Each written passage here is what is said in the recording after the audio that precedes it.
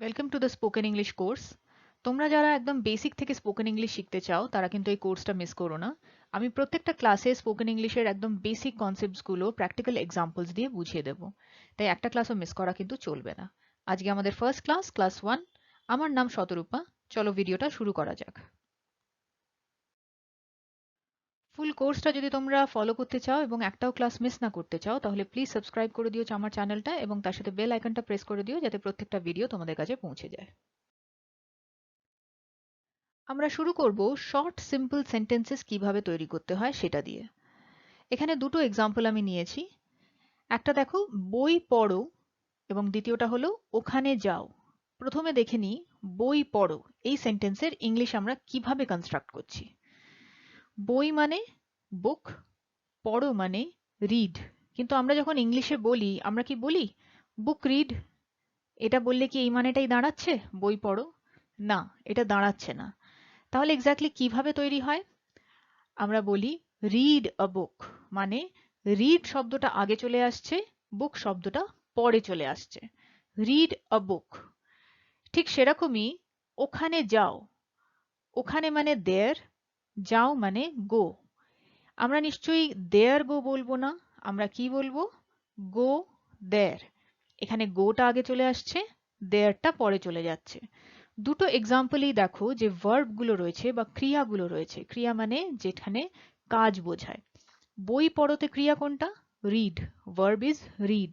এবং ওখানে যাওতে ভার্ব কোনটা? গো। দুটো ক্ষেত্রেই কিন্তু ভার্বটা আগে চলে আসছে। তাই যখন এরকম ছোট ছোট সেন্টেন্সেস তোমরা তৈরি করবে সেখানে কিন্তু চেষ্টা করবে ভার্বটাকে আগে এনে কনস্ট্রাক্ট করার। এখানে একটা জিনিস দেখতে পারো তোমরা যে বই পড়ো বা ওখানে যাও কাকে বলা হচ্ছে? জেনারেলি ধরে নেওয়া হয় you. You read a book, you go there. কিন্তু ইউটা আমরা ইউজ করছি না। এখানে ইউ বা যে কোনো কারোর নাম সেটা হলো সাবজেক্ট। তারপরে রিড সেটা হলো ভার্ব, বা গো সেটা হলো ভার্ব, এবং সব শেষে বুক বা দেয়ার সেটা হয়ে যাচ্ছে অবজেক্ট। এই যে সেন্টেন্সগুলোতে এখানে কিন্তু সাবজেক্টটা উহ্য আছে। আমরা ধরেই নিচ্ছি এটা ইউ বা কারুর একটা নাম হবে। এখানে শুধু ভার্ব আছে এবং অবজেক্টটা আছে। তাই যখন এ ধরনের ছোট ছোট সেন্টেন্স তৈরি করব সাবজেক্ট দেওয়ার দরকার নেই। কয়েকটা এক্সাম্পল দেখে নিই। ভাত খাও, ইট রাইস। ভাত মানে রাইস, খাও মানে ইট। এখানেও দেখো দুটো কিন্তু উল্টে গেছে। ভাতটা পরে চলে এসছে মানে রাইসটা পরে চলে এসছে, এবং খাও এর ইংলিশ ইটটা আগে চলে গেছে। এখানে রেখে দাও, পুট ইট হিয়ার। ওটা টানো, পুল ইট। সোফায় বসো, সিট অন দ্য সোফা। ভালো করে কথা বলো, স্পিক প্রপারলি। আমার কাছে এসো, কাম টু মি। আরেকটা এক্সাম্পল যদি নিই, লাস্টেরটা ধরে নাও, আমার কাছে এসো। এখানে আমার কাছে মানে মি, আর কাছে এসো মানে কাম। তাহলে কাছে আসাটাকে আমরা আগে নিয়ে চলে আসছি কাম, আর আমার মানে মিটাকে আমরা পরে নিয়ে চলে যাচ্ছি। কাম টু মি, যেটার বাংলা হচ্ছে আমার কাছে এসো, এক্স্যাক্টলি উল্টো হয়ে যাচ্ছে। ভার্বটা আগে এসে যাচ্ছে, অবজেক্টটা পরে চলে যাচ্ছে। এই সেন্টেন্সগুলোকেই যদি আমরা নেগেটিভ সেন্সে বলতে চাই, we just have to add do not, যার শর্ট ফর্ম হলো don't, বা does not, যার শর্ট ফর্ম হলো doesn't. Don't read a book, don't go there, don't eat rice, don't sit on the sofa. প্রত্যেকটা সেন্টেন্সে জাস্ট আগে একটা don't বা বিশেষ ক্ষেত্রে doesn't অ্যাড করে দিলেই এটা কিন্তু নেগেটিভ হয়ে যাচ্ছে। আরেক ধরনের শর্ট সিম্পল সেন্টেন্সেস দেখি। এখানেও দুটো এক্সাম্পল নেওয়া হয়েছে। আমি আপেল খাচ্ছি, ও স্কুল যায়। প্রথমে আমি আপেল খাচ্ছিটা দেখে নিই। আমি মানে আই, আপেল মানে অ্যাপল, খাচ্ছি মানে ইটিং। এখানে ঠিক কি হচ্ছে? আমরা কি এভাবে কাউকে বলতে পারি আই অ্যাপল ইটিং? এটা কিন্তু ভুল ইংলিশ। সঠিক ইংলিশে বলতে গেলে কি বলবো? I am eating an Apple. এখানে দেখো আই হলো সাবজেক্ট, আইটা কিন্তু প্রথমেই আছে। তারপরে অ্যাম ব্যবহার করছি যেহেতু একটা হেল্পিং ভার্বের দরকার পড়ে সেন্টেন্স কনস্ট্রাকশনের জন্য। তারপরে আছে ইটিং। ইটিংটা বাংলার ক্ষেত্রে যেমন খাচ্ছিটা শেষে বলছি, কিন্তু এখানে কিন্তু ইটিংটা আগে চলে আসছে। ইটিং ইজ আ ভার্ব, যেটা আগে ইউজ হয়ে যাচ্ছে। অ্যান অ্যাপল মানে একটি অ্যাপল, সেজন্য অ্যান অ্যাপল। অ্যাপল হলো এখানে অবজেক্ট, যেটা আবার লাস্টে এসে যাচ্ছে। কারেক্টলি ইংলিশে সেন্টেন্স কনস্ট্রাক্ট করতে হলে এই জিনিসটা মাথায় রাখতে হবে। সাধারণত ভার্বটা কিন্তু আগে চলে আসে অবজেক্টের। তাই তোমরা যদি ডিরেক্টলি বাংলা থেকে ইংলিশে ট্রান্সলেট করে কথা বলতে যাও তাহলে কিন্তু মুশকিল হবে। I Apple eating is wrong. I am eating an Apple. এখানে ইটিংটা আগে আসছে, অ্যাপলটা পরে আছে। এবার তোমাদের প্রশ্ন হবে অ্যাম, অ্যান এগুলো কখন কোনটা ইউজ করব আমি তো জানি না। তার জন্যে আমার এই ভিডিওগুলো ফলো করতে থাকো, পুরো কোর্সটা ফলো করো, আমি প্রত্যেকটা জিনিস এক একটা ক্লাসে বুঝিয়ে দেবো। পরের এক্সাম্পলটা দেখো, ও স্কুল যায়। হি স্কুল গোজ। ও মানে হি, স্কুল মানে স্কুল, যায় মানে goes. He school goes, this is wrong English.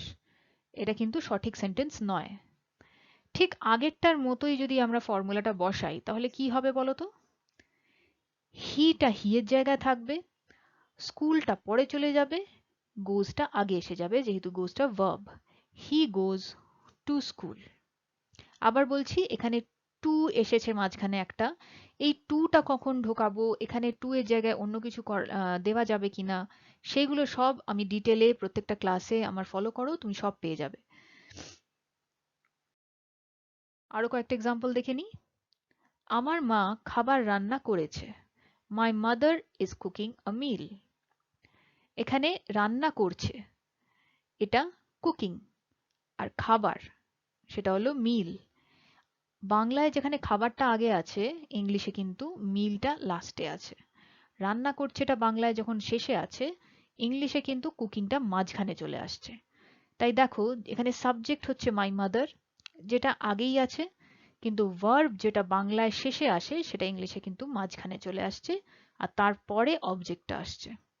ঠিক তেমনি ছেলেটি মাঠে খেলছে। The boy is playing in the ground. Mona চা খাচ্ছে। Mona is drinking tea. ছাত্ররা ইংলিশ পড়ছে। The students are studying English. ও খুব জোরে জোরে হাঁটছে। She is walking very fast. কুকুরটি রোজ ডাকে। The dog barks every day. প্রত্যেকটা এক্সাম্পলেই ভার্বগুলো আগে এসে গেছে অবজেক্টের। এবার এগুলোকে নেগেটিভ করতে গেলে কিভাবে কি অ্যাড করতে হবে? অ্যাড ডু নট বা ডোন্ট, ডাজ নট বা ডাজন্ট, বা not. I am not eating an Apple. He doesn't go to school. She is not walking very fast. প্রত্যেকটার ক্ষেত্রে নেগেটিভ যে ওয়ার্ডগুলো সেগুলো ভার্বের আগে বসছি। ইটিং এর আগে নট, গো এর আগে ডাজন্ট, ওয়াকিং এর আগে নট। আবার বলছি, কখন ডু নট হবে, কখন ডাজ নট হবে, কখন ডিড নট হবে, এগুলো জানতে গেলে প্লিজ ফলো করতে থাকো, আমি কোনো না কোনো একটা আমার পরের ক্লাসে নিশ্চয়ই বুঝিয়ে দেবো। ফুল কোর্সের মধ্যেই এই এক্সপ্লেনেশনগুলো থাকবে। এবার দেখো কিছু সেন্টেন্সেসে কিন্তু অবজেক্ট থাকে না, নো অবজেক্ট। এই যে সেন্টেন্সটা, I am eating an Apple, এখানে আই হলো সাবজেক্ট, ইটিং হলো ভার্ব, এবং অ্যাপল হলো অবজেক্ট। কিন্তু এই এক্সাম্পলটা দেখো তো, আই এম সিঙ্গিং, এখানে আই হলো সাবজেক্ট, সিঙ্গিং হলো ভার্ব, কিন্তু অবজেক্ট কোথায়? আই এম সিঙ্গিং মানে আমি গাইছি, এখানে কোনো অবজেক্ট কিন্তু নেই। আর আই এর জন্য আমি ইউজ করছি, অ্যাম সিঙ্গিং এর জন্য গাইছি ইউজ করছি, এখানে কিন্তু অ্যাম সিঙ্গিং এর জন্য গাইছি ইউজ করছি। এটাই যদি আই ওয়াজ সিঙ্গিং হয়ে যায়, আমি গাইছিলাম। আমরা বাংলায় গাইছিলাম, গাইছি, গাইবো এই একটা ওয়ার্ড দিয়েই কিন্তু টেন্সটাও বুঝিয়ে দিই, প্রেজেন্ট, পাস্ট না ফিউচার। কিন্তু ইংলিশের ক্ষেত্রে অ্যাম, ইজ, ওয়াজ, ওয়ার এগুলো দিয়ে টেন্স বোঝানো হয়। আই উইল বি সিঙ্গিং, আমি গাইবো, কোনোটাতেই কিন্তু অবজেক্ট নেই। প্রত্যেকটার ক্ষেত্রে শুধু টেন্সগুলো চেঞ্জ হয়ে যাচ্ছে, তার সাথে সাথে আমাদের বাংলায় ওয়ার্ডটা চেঞ্জ হয়ে যায়, গাইছি, গাইছিলাম, গাইবো, কিন্তু ইংলিশে হেল্পিং ভার্বগুলো চেঞ্জ হয়ে যায়, অ্যাম, ওয়াজ, উইল বি এইভাবে।